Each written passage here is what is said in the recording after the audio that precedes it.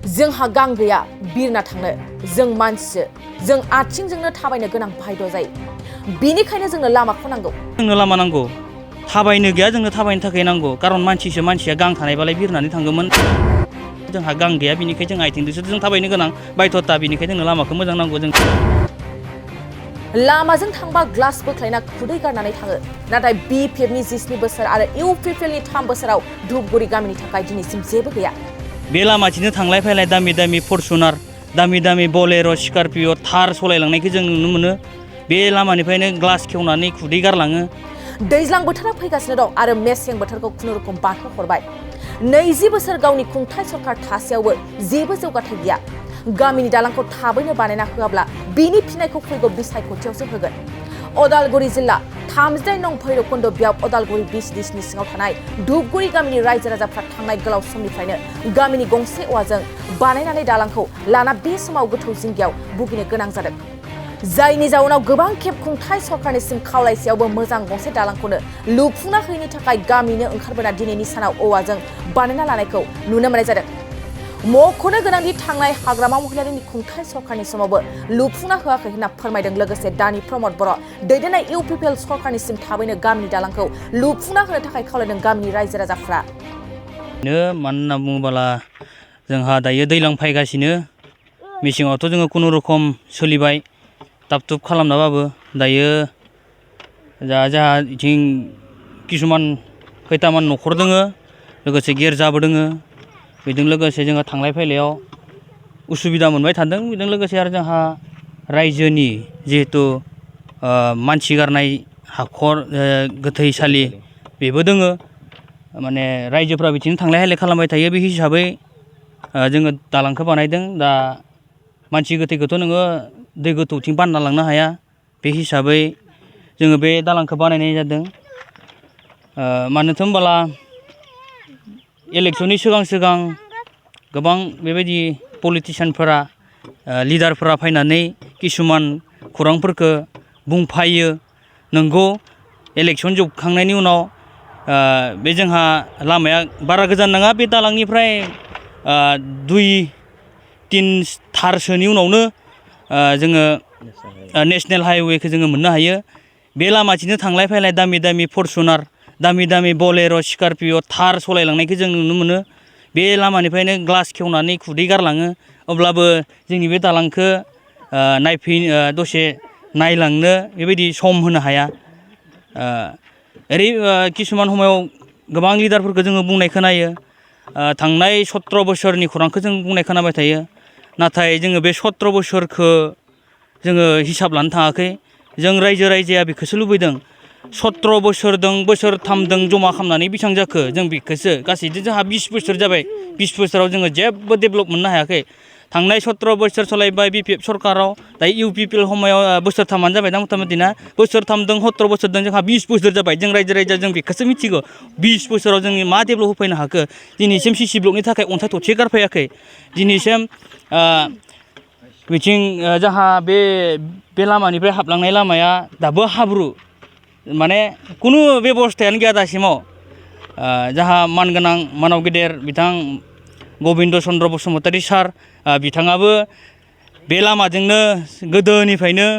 थांलाय फैलाय खालामनाय बेसेबांखिनि डायलग मारिफैनायखौ जोङो नुनो मोनो बुंफायो जों बनायना होगोन जों नायगोन जोंखौल' भट होनानै जय जगत खालाम बेबायदि किसुमान बेबायदि खौरांफोरखौ बुंफायो दाथ' बुंनाय दंथ' जाया प्रेक्टिकेलि मावनाबो होनांगोन बिनिखाय जोङो सरकारखौ जों खावलायो जेन जोंनो बे हाइवेनि बे नेशनेल बे हाइवेनिफ्राय मथा मथि थारनै थारथामसोनि उनावनो मोनसे कालभार बा दालां RCC जोंनो नांगौ जाना फैदों कारन मानो होनना बुङोब्ला दैज्लाङाव जोंहा बिथिं 20 खरसो मथा मथि न' दोङो 20-22 खरसो दा बिथांमोननि गथ'फ्राबो फरायो बिथांमोननि गथ'फ्रा दैज्लाङाव थांलाय फैलाय सम लानानै बिमा बिफाया दै बारहोहरनो हमाय गैया हाजिरा खामलायाव थाङो बिनिखाय गथ'फोरखौ डिउटि होनो ना गाव गावनि उदैखौ सुफुंनायनि हाबा मावनो थांनो हाजिरा मावनो थाङोबा नोङो न'निफ्राय फुङाव 7थायावनो ओंखारलांनांगौ गथ'फोराथ' हनै 8टा नङाबानो ओंखारलांनो हाया नों गथ'फोरखौ नेबाला बिथिं जानायनि बेबस्था खालामनो गैया जाबाय आरो बिथिं नोङो जानायनि बेबस्थाबा गथ'फोरा थालाङो बेनिखायनो जों गथ'फोरखौ लांलाय लाबोलाय खालामनो खोब उसुबिदा मोनदों बेनिखायनो जोंनो सरकारा बेयाव गंसे RCC खालामना होयोबा जों गोजोननाय मोनगौमोन बेखौनो जों सरकारनिसिम खावलायनाय थाबाय बिथांमोना लोगो हमहैदोंमोन नामा बा बेबायदि जोङो लोगो हमनायथ' जों बुंदोंमोन बुंनायालाय लोगो हमनानै नायफैदोंमोनबो नायफैनायालाय जों बानायगोन होनना बुंदोंमोन आरो BPF समायावबो बेबायदि जों खोनादोंमोन 2011 सनाव जोङो सेनसन जाबाय होननायबो खोनादोंमोन सेनसन जाबायबा गैया दिनैसिम सेंग्रेबेल गारि टिप मोनसेबो ट्रेक्टर टेलार मोनसेबो गारफैनायखौ जों नुनो मोनाखै किसुमान जोङो बै समायाव बे साइनबर्डखौलाय जोङो नुदों मानिमोन बियो जों बेफोरखौ जों एसेबां नाना गाना गुना जों खालामबाय थाया खारन जोंनो लामाल'सो नांगौ जों पलिटिक्सजों जों जेबो सोमोन्दो गैया जोंनो रायजो राजानो खारन बेखौल'सो नांगौ जोंहा लामा गैया जोंनो लामा नांगौ थाबायनो गैया जोंनो थाबायनो थाखाय नांगौ खारन मानसिया गां थानायबालाय बिरनानै थांगौमोन जोंहा गां गैया बेनिखायनो जों आथिंजोंसो जों थाबायनो गोनां बायध'था बेनिखायनो जोंनो लामाखौ मोजां नांगौ जों बेखौ सरकारनिसिम खावलायो आरो जिहेतु बिसायख'थि फैगासिनो दङ जुदि नोंथांमोना बे राहाखौ सुफुंनानै होआब्ला नोंथांमोननि जेंनाखौ बिनि सायाव मा एक्सन लागोन बिनि सायाव जोङो एक्सन लानायाथ' मावफुंना होआब्ला जेब्लाबो मानसिनि हास्थायनायाथ' मानसिनिल' नङा किसुमान जिब जुनारानो जा मानसियानो जा माने मोजांखौल'सो लुबैयोथ' गासिबनोबो हान्थिखौ नांगौ हान्थि गैयाबा रावबो थांना थानो हाया मोजां परिस्थिति नङाब्ला रावबो थांना थानो हाया बे हिसाबै मोजांखौ नांखागौ बयनोबो बे हिसाबै जोङो थारमाने जोंनो थाबैनो बे दालांनि राहा लामाखौ जोंनो बानायना होनांगौ नङाबा फैबाय थानाय बिसायख'थियाव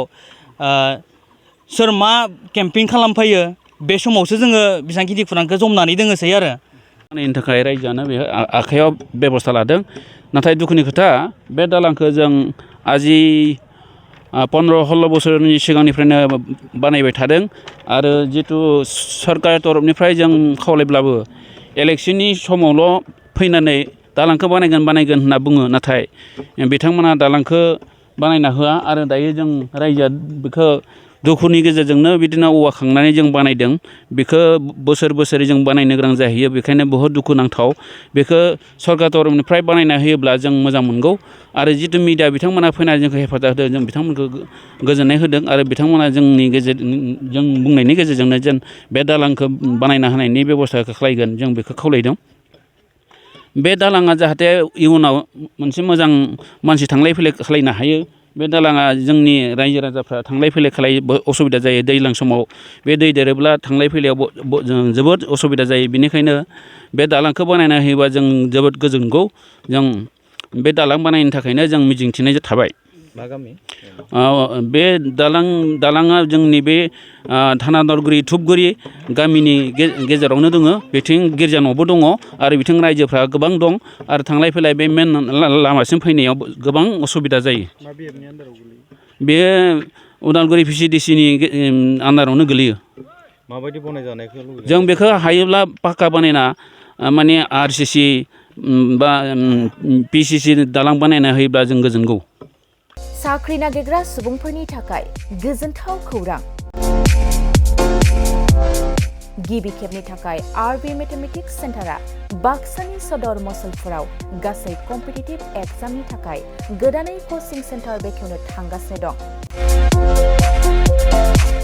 जायफोर सुबुंफ्रा गोजान जायगायाव थांनानै कम्पिटिटिभ एग्जामनि थाखाय कचिं लानो हायाखैमोन बिथांमोना बे बारनिफ्राय बे कचिंनि खाबुखौ RB मेथमेटिक्स सेन्टारनि जोहै मसलपुराव मोननो हासिगोन बे कचिं सेन्टाराव बिथांमोना direct requirement 3rd and 4th grade railway SSC army GD Agniveer bank police आरो टेट आनजादफोराव जिरायनो हानाय बायदि रोंगौथि गोनां फोरोंगिरिजों फोरोंथाय होनाय जागोन बे कचिं सेन्टारनि सोमोन्दै आबुङै मिथिनो थाखाय 9101450597 6900584714 आरो 9365132228 जानबुं अनजिमायाव खौरां लानो हागोन